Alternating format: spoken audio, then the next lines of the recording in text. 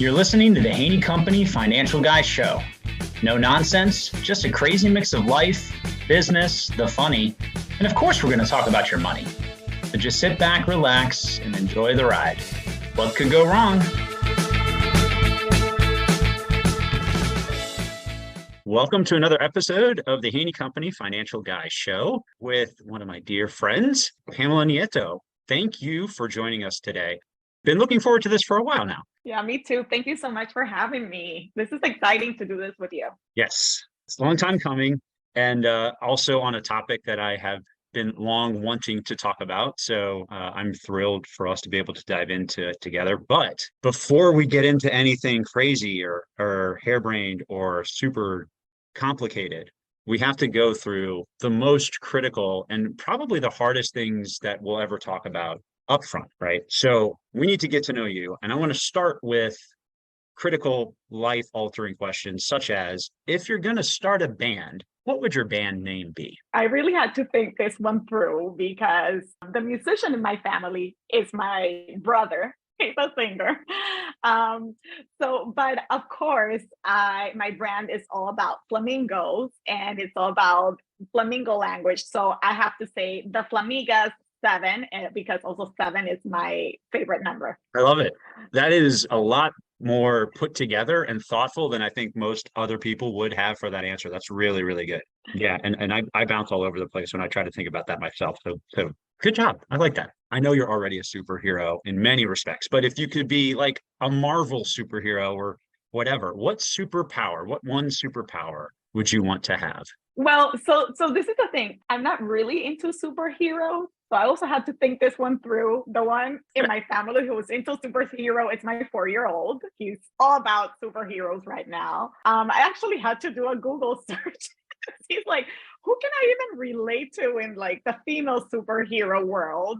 And I couldn't find anyone. So I was like, how about a Disney character? And the one that I love right now, and obviously because she is Colombian, is Maribel from Encanto. Yes. And, she's Colombian. She is curious enough, right? Because I don't feel like I'm like super curious, but I'm curious enough.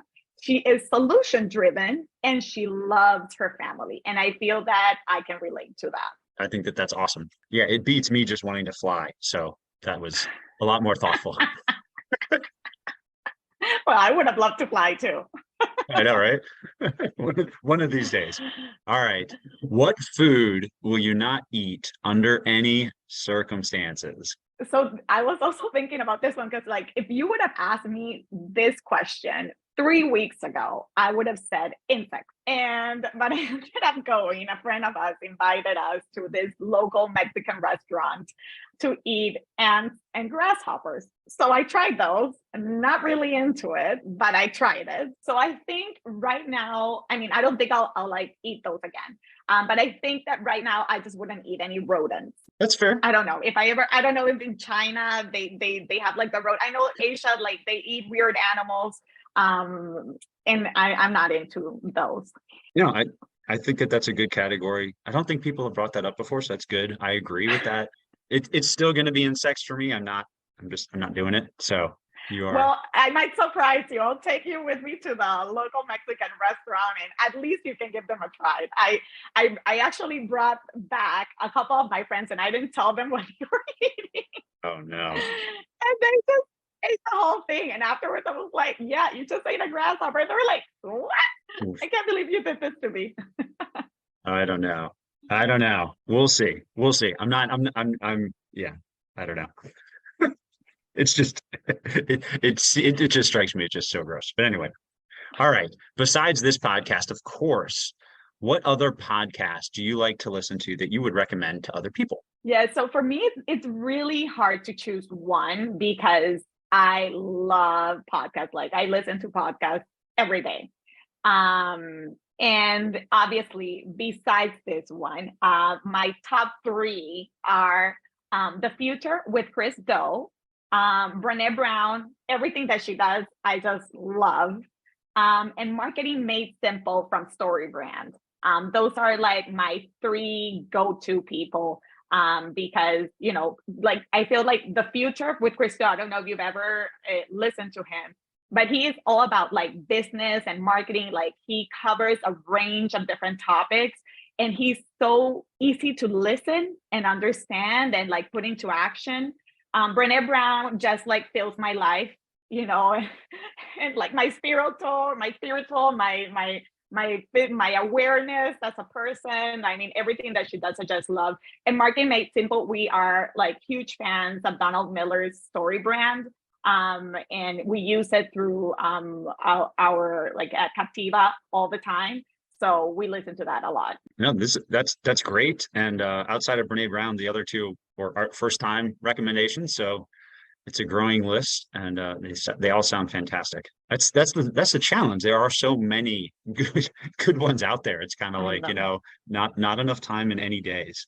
I mean, my list could have kept going, so it was hard to choose those three. No, that's good. Yeah, I think my wife's the same way too. I know, like, I see her just doing things around the house and listening to something, and it's something that I'm actually going to try to actively switch back to, because I had gone for probably actually, I think probably since the pandemic, I had switched away from podcast to just music, because I was running a lot outside. And when I was traveling, when we started to go back to traveling or just driving around or what have you, I was just kind of always dialed into music. And I need to get back to podcasts and stuff like that, because it's been a little while. So that's the best part about this. I gather so many good options and ideas from these episodes. So I will eventually compile a top 50 list. Great recommendations. Thank you. They make great company on your runs. That's really all I listen to when I go on a run. It makes the run much shorter. Yeah, that is true. You're absolutely right. Well, I know you, but our audience doesn't. So please, I want to hear all about you. So tell us your story, because we go way back. Gee, I think at the time when we first met, you were still working at the chamber? Is that right? Yes. I think so. Yes. So that was probably like over 10 years ago. I was working at the Greater Washington Hispanic Chamber. Yeah, we go way back. We do. So a little bit about myself. I'm originally from Cartagena, Colombia. And I immigrated to the States over 20 years ago. Now I've lived more than half of my life in the States than in my home country. So to me, that just thinking of that is shocking to this day.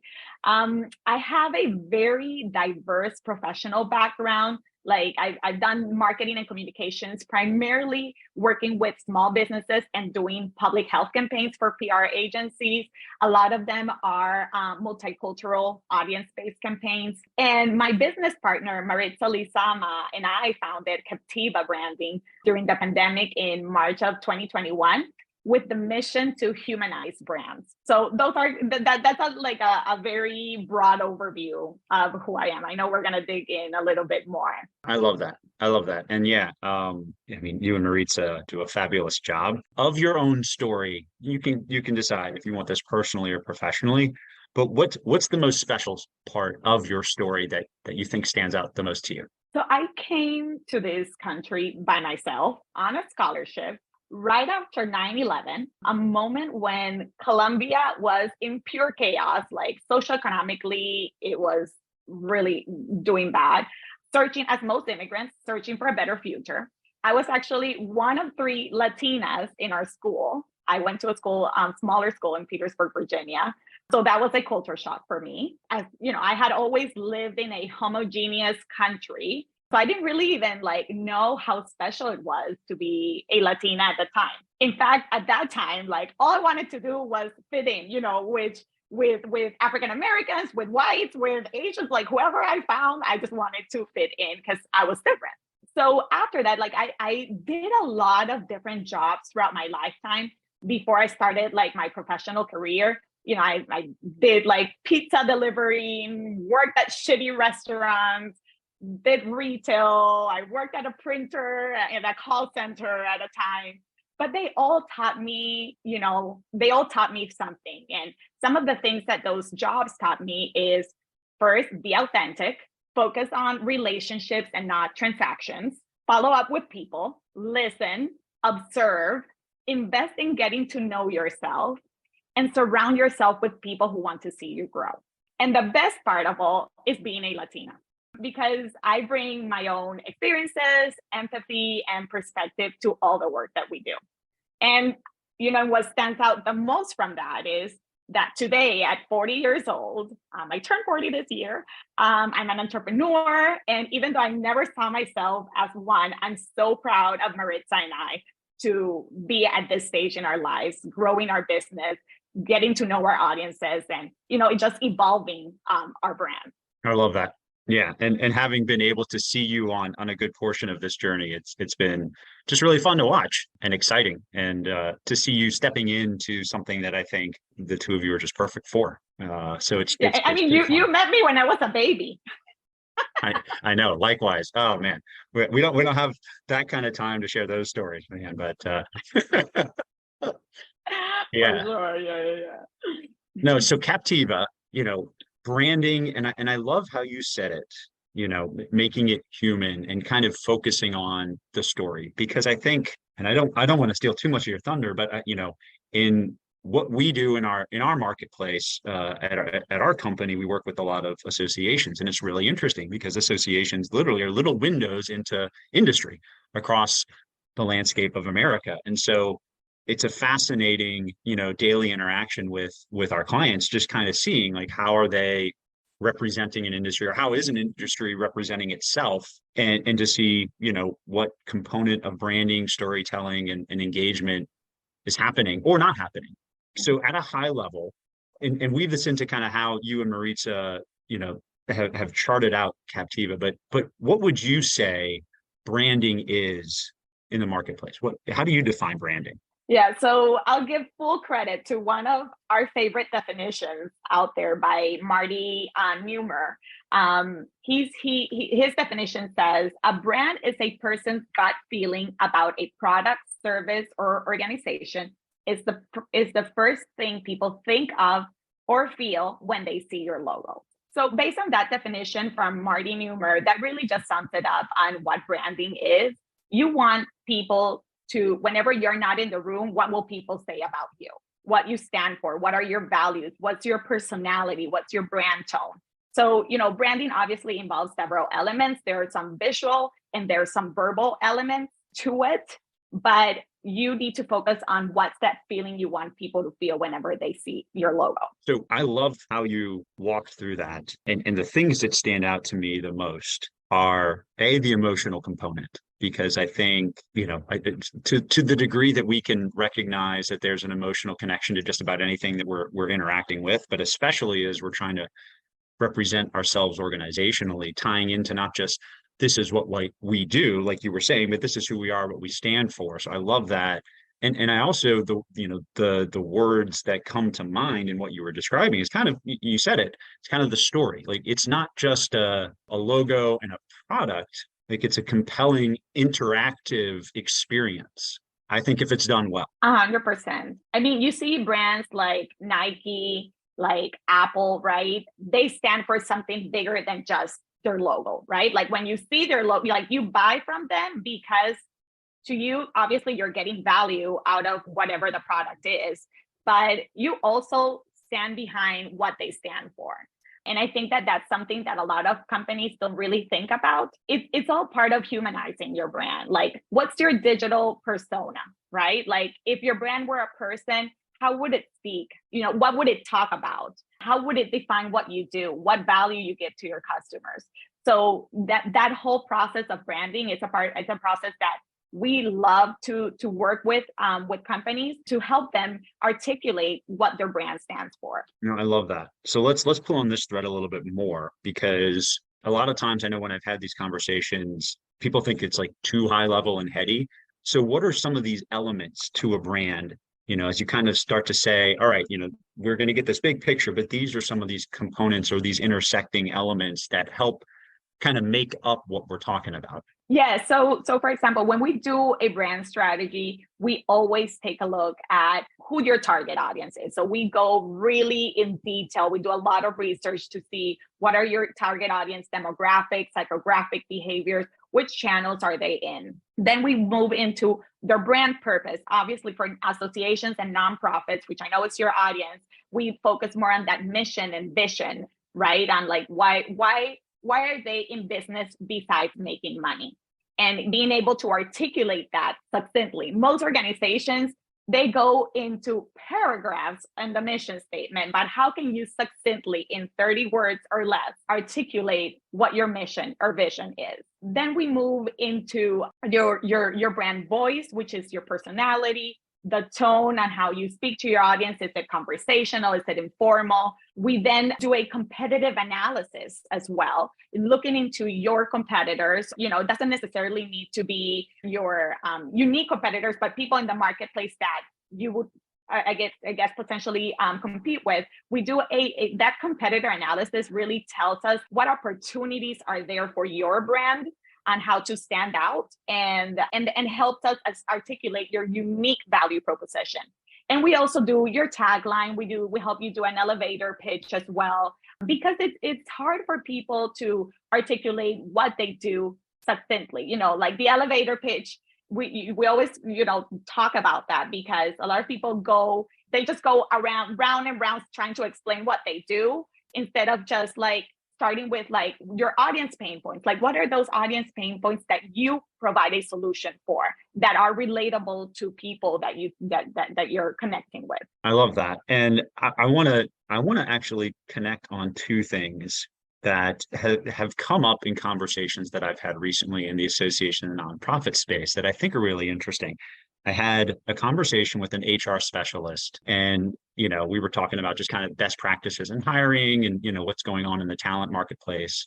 And she really said, your brand matters when it comes to hiring. Like, that's a big thing to attract somebody to work for you, which was interesting because, while that makes sense to me intuitively, I don't know that I'd ever really thought about that just in that literal particular projectable role. And that was fascinating. And so, I think that if we consider not just that market positioning, but kind of how all encompassing do you think a brand can really be in terms of organizational culture and experience and all that other stuff? Have you seen organizations try to represent themselves one way in the marketplace, but maybe struggle internally to kind of back up that positioning?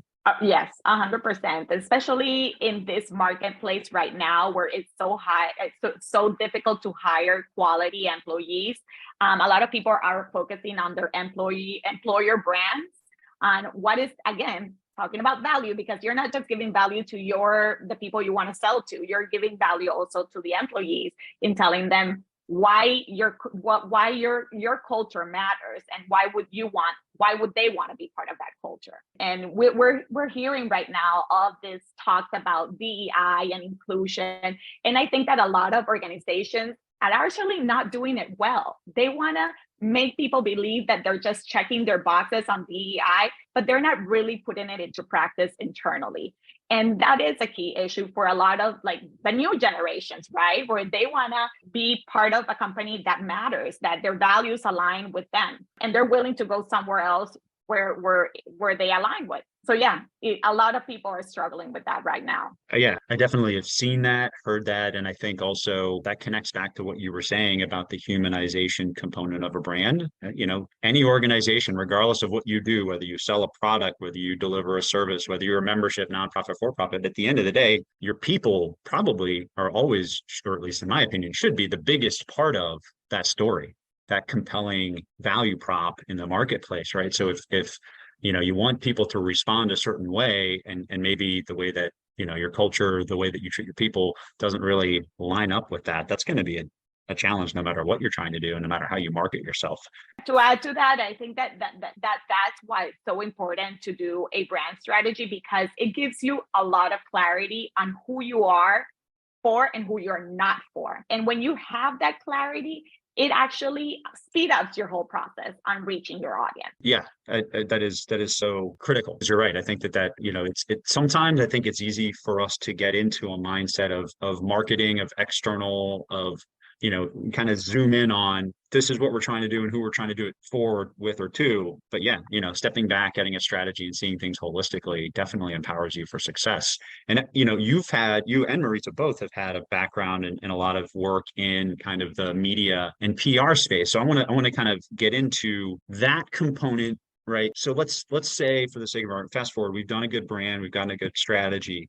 how does that now intersect with marketing, media, PR, and kind of now connecting it out to the marketplace at large? Yeah. So today, marketing, advertising, and PR are interconnected. Like a lot of agencies, they actually do all three. There are some who just focus on the marketing and advertising space, and then the other ones just focus on the PR component.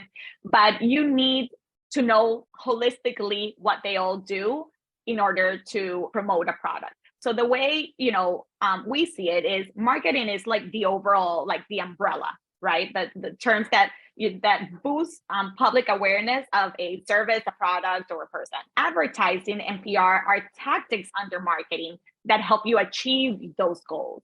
One, advertising persuades a public to buy the service or product, and the other one, PR, gets you in front of media, which is also called earned media, because it's considered free publicity, even though you're paying to get pitched to the media. So, it doesn't mean that every business will need all three. It really comes down to where your audience is and what your goals as a brand are. And obviously your budget, right? Because like if you have a big budget, then by all means, all three will work.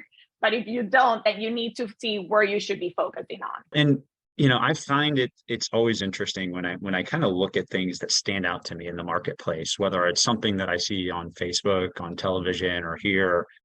There's a lot of stuff out there. There's plenty of content. We're in a digital landscape, so there's a lot of stuff that can capture our attention, or is at least trying to. And so, I guess in such a busy place, what are some of the things that you think help someone to stand out as a differentiator that you've seen that have been effective?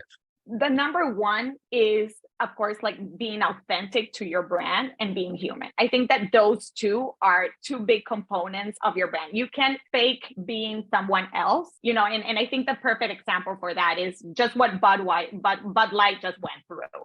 Bud Light, they wanted to be part of Pride Month and had a transgender person as part of their campaign, and their audience didn't like that. It's not what their audience thinks they stand for.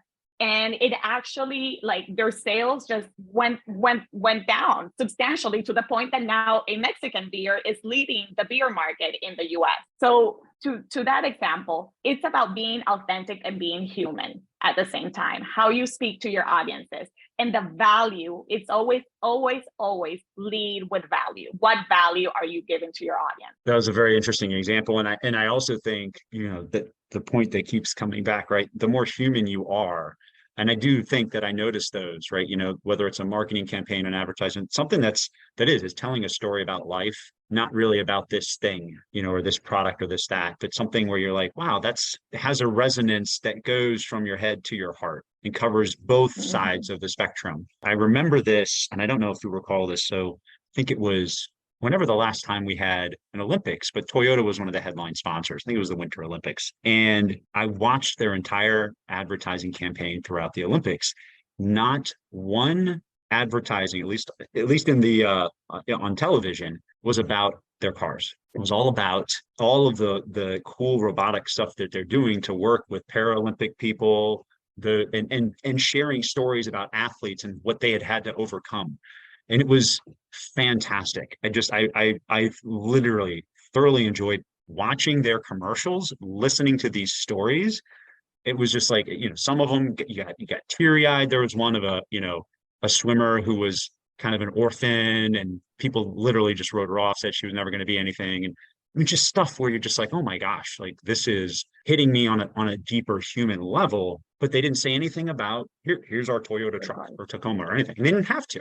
And I have to imagine that was remarkably intentional, because I'm sure those advertising spots as a main, Olympic sponsor was not cheap, but I bet it did a lot for their brand. Yes. And that's a great example. And it's part of like how we do marketing, because we follow the story brand, again, Donald Miller, his framework that talks about making your customer the hero of the story. Right. And when I talk about humanizing your brand, it's not just about talking like in conversational mode or, but it's making the customer the hero of your story. Meaning that, when you go on your website, it's not about you. It's really about your customer. How are you making him the hero of that story? Do you know what their pain points are? how are your products going to be creating a solution for them? Our campaigns and our marketing approach is very human or audience centered. That's great. And I'm writing so much stuff down from what you're saying, because this is just, I love all of this. I want to ask two questions, and I'm gonna go out of reverse order. What are some common mistakes that you see get made in this space? And I'm sure that that list probably is pretty long, but ones that you think would be really helpful for people to be aware of, that either a mistake in the branding process, marketing, communication, or kind of all of the above. What are some of the things that you see trip people up the most frequently? Yeah, it's not having a strategy, right? And doing the spray and pray approach, where you just put stuff out there and just pray that it sticks. And people notice that, right? Because there's no cohesiveness, there's no brand alignment, meaning that you might be someone on Instagram and you might be someone completely different on Facebook, and then someone completely different on LinkedIn. Even though you have different audience on all of those different platforms, there needs to be cohesiveness within that. So, having a strategy that guides you, and not just wanting to do everything that there is out there in the marketplace, because a lot of like smaller businesses, for example, we don't have the bandwidth, we don't have the budget to do any of that. But and even associations and nonprofits, right? Like none of them have the bandwidth or the money to be just on every single channel out there. But you really need to know your audience of where they are and where you can provide the most value to them. Where can you reach them? We see a lot of organizations nowadays that they are just like, yeah, for the social SEO component, you need to be on every single platform, and just put the same message on every single platform. And what we're seeing now, yes, it's all about how fast you can create content, but people are looking for personalized content, right? That the audience that you have on LinkedIn is not going to be the same audience that you have on Instagram. People go on each platform for a different motive or a different goal, right? And you need to make sure that you know what that goal is. Be clear about what your content pillars are. What are you going to be talking about that, again, is going to be of value to that specific audience?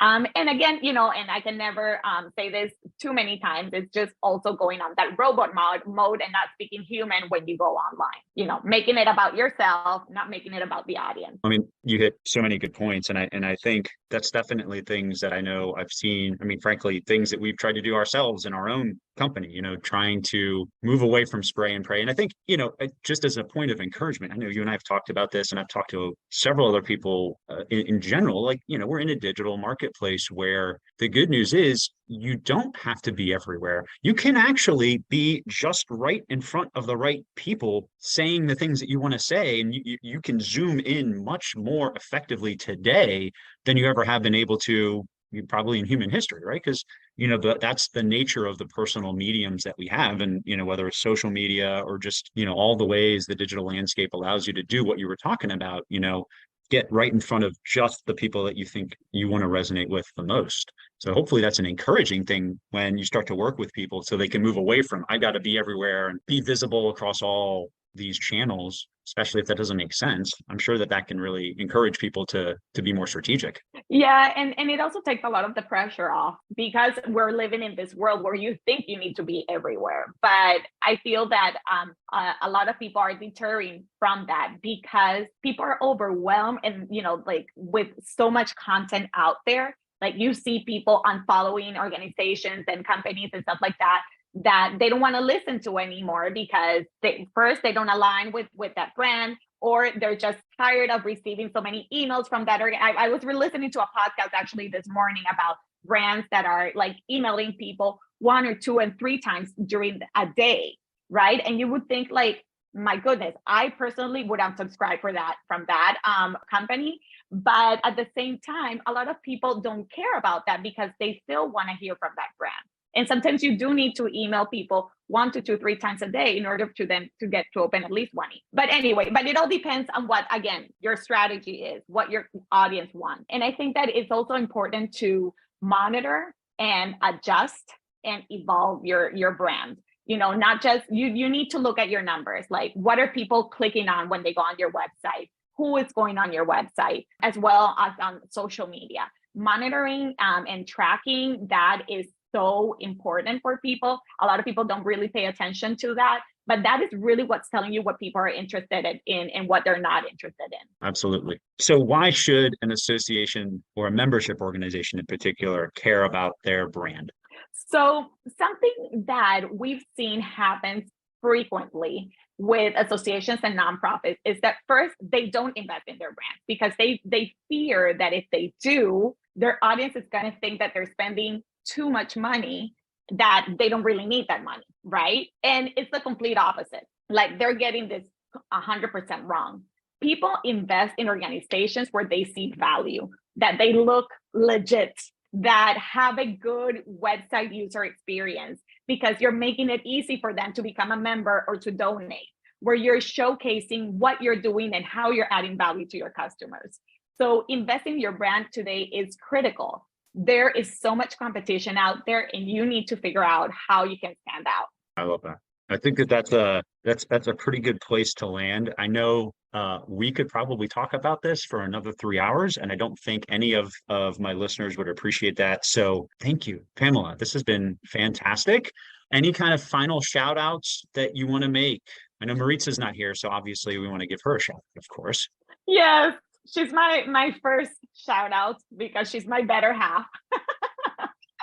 And I mean, I think that my other shout out is to my husband. He has been such a big component of me being an entrepreneur. He was the one who motivated Maritza and I to create Captiva.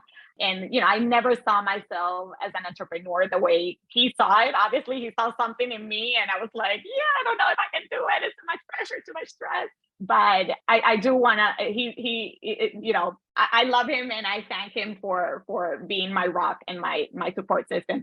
And also to a few of my friends who, again, as I said earlier, like surrounding yourself with people like you, Brian, who want to see, us grow. To me, that's so important. So thank you so much for having me in this podcast and for being such a great friend, for always staying in touch and just being there. So, oh, you bet. No, it's been a wonderful journey, and your husband's fantastic. And yeah, I get the privilege of watching amazing stories evolve, and that's what your story continues to do. So, what's the best place for people to find you and contact you? Yeah, so we have a weekly newsletter. It's the best way to stay in touch with us. We're on most of the social media platforms, on Instagram and LinkedIn and Facebook, but where you can actually learn a lot about the work that we do and actually just follow our motherhood and entrepreneurship journey. We have a weekly newsletter called the Flamingo 60. So go onto our website, captivabranding.com, and sign up for that. It is a fun newsletter that you can read in under 60 seconds. Yes, it is. I signed up. I enjoy it. It's one of the few that I do consistently look for and read and enjoy. Absolutely. Thank you. Thank you. Welcome. Well, thanks for being on the show, and we'll have to set another time. I'm sure we can do probably a corresponding follow-up to this at some point in the future. For sure. Would love that. Awesome.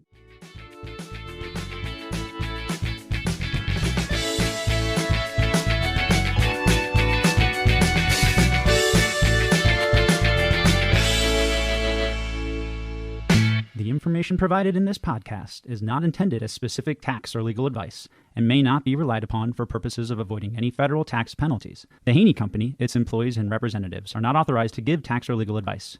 Individuals are encouraged to seek advice from their own tax or legal counsel. Individuals involved in the estate planning process should work with an estate planning team, including their own personal, legal, or tax counsel. The information provided here does not constitute personal financial advice, but is meant as the conveyance of information for educational purposes only. All investing involves risk, including the risk of loss. Past performance is not indicatory of future returns. Guarantees are backed by the claims-paying ability of the insurer. Brian Haney is a registered representative and an investment advisory representative of Dempsey Lord Smith, LLC. Dempsey Lord Smith, LLC is not affiliated with the Haney Company. Securities offered through Dempsey Lord Smith, LLC, Membra, FINRA SIPC. Advisory services offered through Dempsey Lord Smith, LLC, a U.S. SEC registered investment advisor.